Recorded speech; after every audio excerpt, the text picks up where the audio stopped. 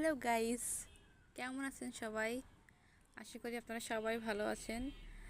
আপনি আপনি বা আপনারা যে দেখছেন তাদেরকে উদ্দেশ্য করে বলছি, এটা কি গাছ?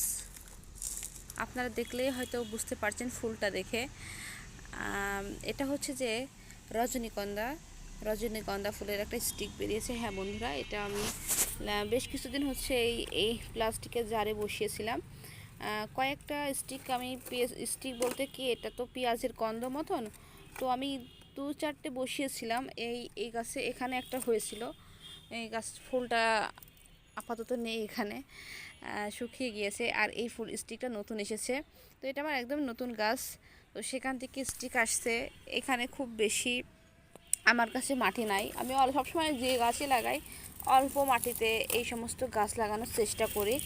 তো এর বিশেষ আহামরি যত্ন নেয়, তবে এটা পেঁয়াজের মতন কন্দ হয় এবং এই কারণেই এই গাছটা সব সময় আপনারা দেখবেন যে গাছের গোড়ায় যেন পানি না জমে থাকে। এবং এক একটা টবে আমি যেমন 2-3টে লাগিয়েছি, চারা হতে পারে, কিছুদিন পরে চারা আসছে, তো চারা দেখা যাচ্ছে যে 1-2টা বেরোচ্ছেও।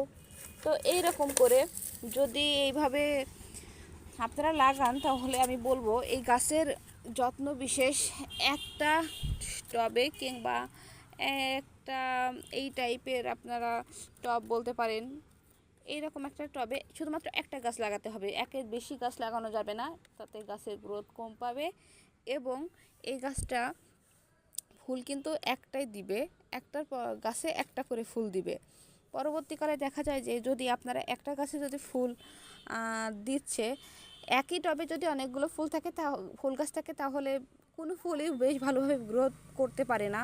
এবং রজনীগন্ধা ফুলের জনপ্রিয়তা আমাদের বাংলাদেশে প্রচুর পরিমাণ দেখা যায় যে বিভিন্ন অনুষ্ঠানে, জন্মদিন, বিয়ে, গায়ে হলুদ, অন্যান্য অনুষ্ঠান, শ্রাদ্ধের অনুষ্ঠান, মানে বিভিন্ন অনুষ্ঠানে এই ফুলগুলো প্রচুর ডিমান্ড আছে। তো আপনারা চাইলে অল্প কিছু পরিমাণ মাটি দিয়ে এই গাছটা আপনারা বসাতে পারেন। এটা দেখতেও যেমন সুন্দর লাগে এবং ঘ্রাণটাও আমার অনেক ভালো লাগে। আমার যতগুলো ফুল গাছ আছে বা আমার যতগুলো ভালো লাগার মতো ফুল আছে, তার ভিতরে রজনীগন্ধাটা তার ভিতরে আছে। তো বন্ধুরা, আমি ভাবলাম যে এটা আপনাদের সাথে শেয়ার করে দিই।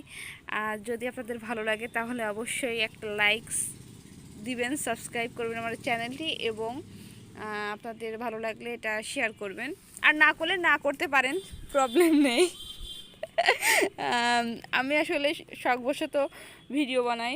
আমার এরকম কোনো ইচ্ছা নেই যে আমি বড় ইউটিউবার হব, কি আমার এত এত সাবস্ক্রাইবার লাগবে, হেন তেন সাথে। তারপরেও মানুষ বলে, ওইটা আমরা ওইভাবে বলছি। তো ভালো লাগলে আপনারা অবশ্যই আমার ভিডিওটা দেখবেন আর আমার সাথে থাকবেন।